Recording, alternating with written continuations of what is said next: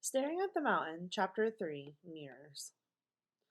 Decisions, decisions, so many decisions. Each trailhead on my uphill climb, I stopped to wonder if I was on the right path. When I have sat in regret for choosing the wrong path, climbing is hard. I do not want to turn around. I want to rest. I want to find somewhere to sit and relax. I want to give up, but I cannot. I will not. I will have to turn around. I will have to find a path to get to the life I want. My life has been far more than a sum of boys with the names that start with J. Most of the mountains with those trailheads have been decisions on which boy. Most of the time I have done forgot them all. It goes like this. One makes me mad, then the next one does, then the next one. Then I say fuck them all and rise. Then I miss them and then I try to make up. When I am choosing trailheads to climb, I do not make it about a boy. Most of the mountains I wanted to be on, I wanted to summit by myself, for myself. It feels better to let the sun hit my face. When I get to the mountain I want to climb, when the sun hits my face, I will have no doubt in my mind that I earned it.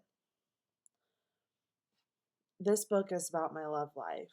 There have been There has been no one I wanted to love me more than I wanted to love myself. When I met my old friend, who is Jesse, it's strange to write his name down. I wrote 300,000 words avoiding his name, and it started with the idea of not wanting my ex husband to know who I was writing about. Now the time has passed, and I don't think he was ever in my computer. It was likely Jesse the entire time. Either way, I feared it. Now, was Jesse in my computer? Was he not? I believed he was in my delusion of my franchise book that I wrote millions of words.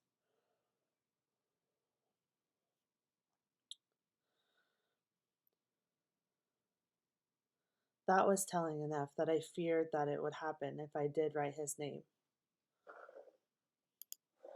Even if some days I am in now feel like I have not hit the peak after, even even in some days that I am in now feel like I have not hit the peak I am after. All those months ago, this moment in time felt so far away. It felt like something would never come. It felt like I was drowning in despair. I never want to feel like that again. But on my bad days, those days when my serotonin tank is low, those days when I lie in my bed and cry all day, still, after everything, I will just wake up in the middle of the night in a panic attack. Then I have to sit and cry it out, think how to refill my serotonin tank. I will do things that bring me joy. If those things that bring me joy still are not working, I just wait out the storm. I just try to find the lesson within the storm. The thing about weather is you need it all. You need the rain as much as the sun. You need the moon as much as the waves in the ocean. They all work in harmony. Without balance, it will throw you into severe weather. Severe weather only does one thing, destroys everything in its path. That's nature. Mother Nature and mental health are the same. They do not give a beep. You can run and hide. If you do not take care of them, they will destroy everything. They won't stop until you fix it.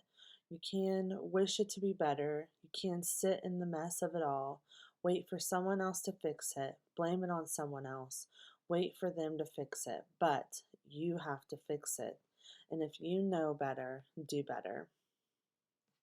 In December 2020, I found myself in a similar a similar situation that I have been in many times, ignoring my problems, painting smiles on my face, then crying myself to sleep and telling everyone I was okay, lying about how great my life was, and all Why I cry in it all while I cry in every bathroom I walk in. I cry in my car every day, at least twice a day, annoyed at my own damn self, pissed off for not fixing my own damn shit, aggravated that I continue to walk a trail that I needed to turn around in 2011.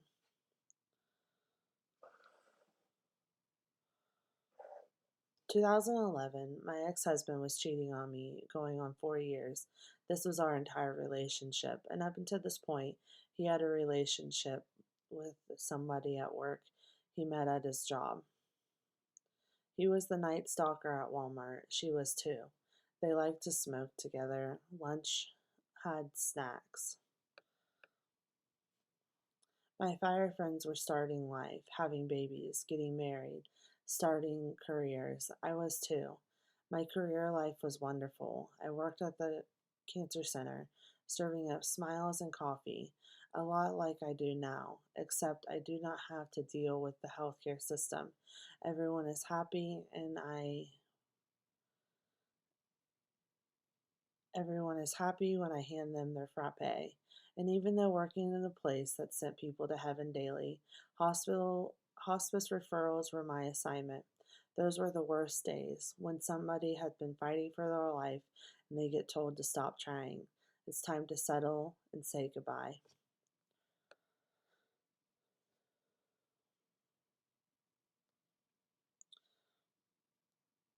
They would never come back to the cancer center. The family would often come in after the patient died, and they would give us flowers from the funeral. Every year, multiple patients gave us ornaments, making us treats on treats on treats. We would have so much love flooding a really sad place.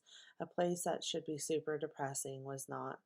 Those times when I was a 21-year-old girl, so excited not to be any of those things that people said I would be. My college degree helped me get a good job, and I made the same amount I make now, and it's divine and makes me happy. Even though I used to make $22 an hour, now I make 10 and will get a raise when I learn the hot bar, get my barista title. It's a title that brings me joy. And all those angels I used to care for, they found my guardians in my galaxy. They were rooting for me. Their words echo in my head. They would remind me when I would be holding back tears, tears for a boy that should have lost me when I look up from my privilege of being on the other side of the desk. I would see and smell cancer. This is how I In 2011, I knew I had cancer. Just my cancer was a toxic relationship, a relationship that I should have ended in 2011. I should have ended it many times. I got sign after sign, warning after warning, year after year. The universe told me to cut it out. Pull the cancer out of my mind. Cut the rope. I did it. I never did. When I knew that I needed to cut my cancer out, if I did not if I did not, it was going to consume my body. It already had fed off my soul. I had nothing left to give but my body. And if I allowed that to happen, it would be the end of me. I had no other choice to turn around. I did not turn around, I ignored it. Then the universe pushed me, and if I was not going to turn around willingly, I had to turn around to survive. But I was scared and exhausted. Crying, hiding in a chair seemed like the only thing I had energy for. But I cannot cry forever. Tornadoes and hurricanes make me Tornadoes and hurricanes make a way. Jeff broke my heart when I was 22. I reached out to John. John may have ignored me like I have done to him. He may have been too busy to answer, and this one decision made by God may have saved my life. But John was not that lucky. Maybe he is lucky. He escaped 2020 and is in the sky floating down a river day in and day out. Johnny did not make it out of this life alive. None of us will. I am still here. I'm lucky to have life. I'm lucky to get to wake up, and some days I just don't. But my perception has formed in the halls of a cancer center. I hear them screaming much like when I was 21, telling me to tell the boys to F off, giving me counsel on life decisions. We were only here for a short time. This life you have, the air you are breathing, is not promised to you. His death, along with many other loved ones who have passed away around me, like ticking of time. John, well, he is now my cosmic compass, divinely connected, guiding me through those tough decisions I hate making.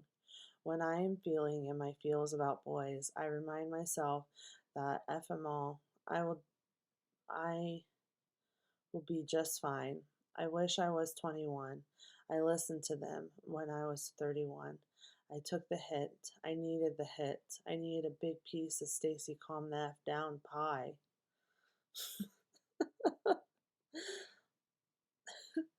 Everyone that has ever loved me through my mental health tornado knows exactly what I'm talking about. When all I do is smoke cigarettes and cry, then get mean and angry, and my snot is rolling out of my nose while I start to laugh, and it seems like I'm about to go off into a spiral.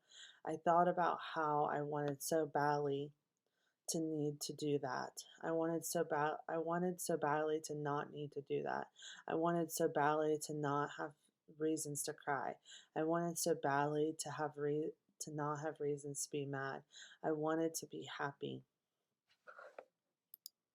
I just wanted to be happy. And all I did was pretend to be happy. I struggled with admitted defeat. I, w- I also had no self worth and did not want to be alone.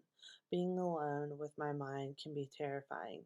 I do not like to be alone with it. It's scary and mean. And when I was 21, I did not know how beautiful I was. I did not know how worthy of love. I did not know I did not know how beautiful I was. I did not know that I was worthy of love. I did not know who I was. I was working on burying her. She was broken and a hurt girl. She was going to destroy the perception. She was unkept and wild, and I needed to be someone else to get ahead. I needed to have a husband. I needed to have the house.